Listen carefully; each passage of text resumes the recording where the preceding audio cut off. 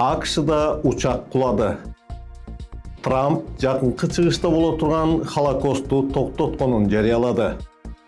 AQSh лидери Ирандагы мектеп жаңылыш бомбаланганын моюнга алды. Камала Харрис Трампты сынга алды. Мыйзамсыз мигранттар менен күрөш уланат. Месси дагы бир ирет улуу оюнчулугун далилдеди. Ушул маалыматтарды көрөбүз десеңиздер, биз менен болуңуздар. Саламатсыздар, бүгүн 17 июнь AQSh'да жана дүйнөдө эмне болуп жатканын айтып берем. Жакын отуруп, видеону аягына чейин көрүңүздөр. Менин атым Кубат Оторбаев. AQSh'нын Калифорния штатындагы Эдвардс авиабазасынан учуп чыккан Boeing B-52 стратегиялык бомбардировщиги жерден көтөрүлөрү менен жерге кулап түштү. Учактын ичиндеги бардык 8 адам тең каза тапты, себеби учак пландуу сыноо маалында жерге катуу кулагандыктан эч бир адам тирүү калган жок. Boeing компаниясы ичинде алардын 2 кызматкери болгондугун тастыктады. Маалыматтар боюнча алардан тышкары бортто аскер учкучтары, адистер болгон жана алар радар жабдуусун жаңыртуу боюнча сыноо өткөрүп жатышкан. Эми жакынкы чыгышка келели. Биз Иран менен бул меморандумду түзүү менен жакынкы чыгыштагы ядролук холокосту токтоттук, деди AQSh президенти Дональд Трамп Тегеран менен макулдашуу боюнча. Бул биринчи кезекте Израилди мамлекет катары сактап калат, себеби эгер Иран ядролук бомбасын чыгарса, биринчи кезекте ал Израилге багытталмак, деди ал сөзүн улап. Дональд Трамп Францияда G7 жыйынынын алкагында дүйнөдөн топтолгон журналисттердин суроолоруна жооп берди. Эвиан шаарында AQSh бийлиги маалымат каражаттарына ошондой эле Иран менен түзүлгөн 14 пункттан турган меморандумдун мазмунун да тааныштырды. Ал буга чейин прессага чыгып кеткен документтен айырмаланбайт. Иран менен тынчтык келишими 60 күндөн кийин бул меморандумдун шарттары толук аткарылган соң кол коюлмакчы. Иран тарап уран байытууну токтотот, ал эми өзөктүк программасын кошумча талкуулашат. AQSh Ирандын 30 миллиард доллар акчасынын жарымын кайтара баштайт. Тараптар Ормуз кысыгын ачууну макулдашты. Трамп Иранды калыбына келтирүүгө төлөнө турган компенсацияга да токтолду. Иран 300 миллиард доллардык фондду эгер алар келишимдин алкагынан чыкпай, өздөрүн талап кылынгандай шартта алып жүргөндө гана ал акчаны колдоно алат, деди ал. Биз Ирандын көп акчасын алып койгонбуз. Ал акчаларын кайра кайтарып беришибиз керек, деп кошумчалады Трамп. Албетте биз Иранды бомбалоону уланта берсек деле болмок, бирок мындан эч ким утмак эмес. Согуштун токтогонун президент Макрон да башкалар да колдошту. Акылсыз келесоолор гана Иранды бомбалоону колдойт, деди Кошмо Штаттардын лидери. Андан ары ал Иран менен согуш маалындагы Кытай менен Орусиянын позициясына токтолду. Кытай, анын лидери Си Цзиньпин да, Орус президенти Путин дагы биздин Иран менен бул окуябызда өздөрүн нейтралдуу, туура жана жакшы алып жүрүштү. Мен алардан Иранга курал сатпагыла деп сурангам, алар аны аткарды. Си мага жардам берди. Кытай согуштан жапа чекти, бирок алар өзүн аябай жакшы жагынан көрсөттү, деди эки ири держава тууралуу AQSh президенти. New York Times гезитинин кабарчысы AQSh'нын Ирандагы аракеттери боюнча суроо берип жатып, президент Трампка мектепке атылган ракета тууралуу пикирин алды. Дональд Трамп Ирандагы мектепти AQSh'нын күчтөрү жаңылып бомбалап алганын моюнга алды. Биз кокусунан бомбалап алдык. Бул кетирилген ката болгон. Коргоо министри Пит Хекс жакында бул окуя боюнча атайын доклад менен чыгат, деди ал.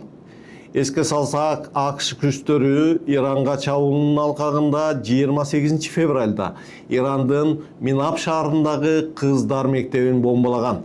Irandын Саламаттык сактоо министрлиги кайгылуу окуядан 180дей окуучу кыздар каза тапканын маалымдаган болчу.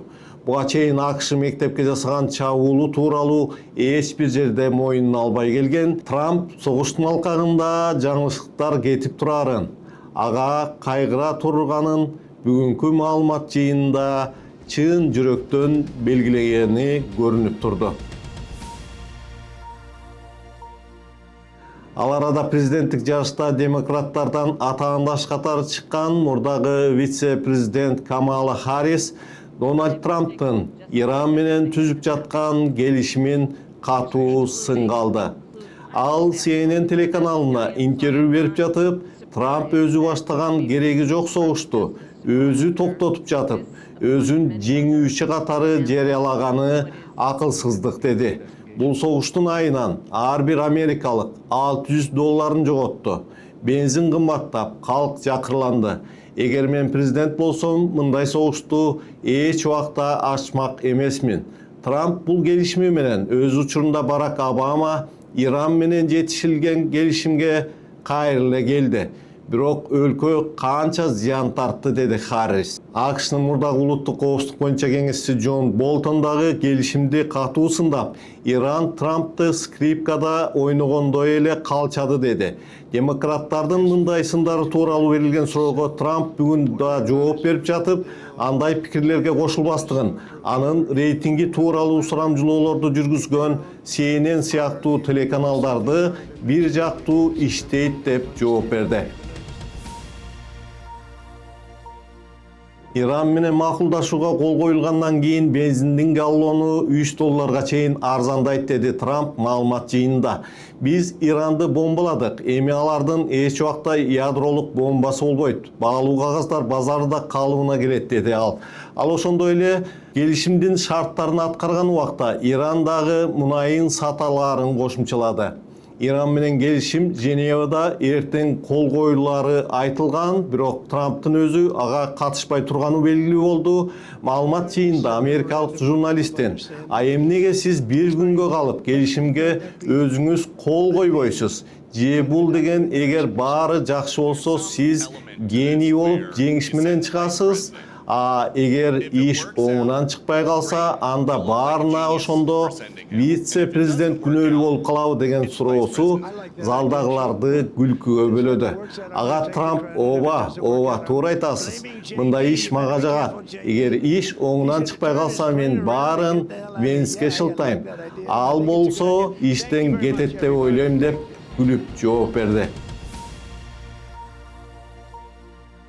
Дональд Трамп ошондой эле G7 жыйынынын алкагында маалымат жыйында Орус-Украина согушун токтотуу зарылдыгын дагы бир жолу айтып, тараптарды сүйлөшүүгө чакырды. Орусия көп жоготууга учурап жатат, анткени алар чабуул коюуда. Чабуул койгон тарап согушта дайыма көп чыгымга учурайт, деди ал. Мындан мурда ал Украина президенти менен сүйлөшүүлөрдү өткөргөн. Зеленский Трамптан абадан коргонуу системасын жакшыртууга жардам сураган болчу. Украина жыл аягына чейин дагы дрон чыгаруу өндүрүшүн күчтөөнү максат кылып жатат. 2 күн мурда болсо Украина Орусиянын 16 аймагына чабуул жасады. Түшкөн дрондон Москвадагы ири мунай заводу жапа чегип, ишин убактылуу токтоткон. Мексика аркылуу маңзаттар кирип жатат, ошондуктан биз мыйзамсыз миграцияга каршы күрөштү уланта беребиз, деди АКШ президенти Трамп бүгүн Францияда. Чегарадан маңзат ташуу 97% азайды. Мексиканын президенти жакшы аял, бирок Мексиканы азыр наркобарондар башкарып жатат. Алар менен күрөшүүдөн Мексика президенти коркуп турат. Биз алар менен аеосуз күрөшүп жатабыз. Ошондуктан чегарадан маңзат алып кирүү дээрлик токтоду. Биз андыктан мыйзамсыз миграция менен күрөштү мындан ары да улантабыз, деди Трамп. Эске салсак, ал президенттикке келген 1,5 жыл аралыгында Мексика менен ачылып турган чек ара жабылып, мыйзамсыз агылып кирип жаткан чет элдиктердин саны дээрлик нөлгө жеткен. Трамптын өкмөтү АКШнын ичинде да мигранттарга каршы катаал саясатын улантууда. Эми футбол жаңылыктарына келдик. Лионель Месси тарыхтагы жана азыркы замандын эң мыкты оюнчусу экенин кечээ Аргентина, Алжир командаларынын оюну маалында дагы бир ирет далилдеди. Ал оюн 3-0 менен аяктады, 3 топту тең Месси киргизди. 38 жаштагы оюнчу дүйнө чемпионатына 6-чы рет катышып жатат. Ал кечээки 3 тобу менен бардык дүйнө чемпионаттарынын бомбардири да аталды. Ал бул биринчиликти Германиянын атактуу оюнчусу Мирослав Клозе менен бөлүшүп турат. Экөөнүнкү тең 16 топтон. Клозе буга чейин анын рекордун Месси жаңыртса кубанычта болоорун айткан.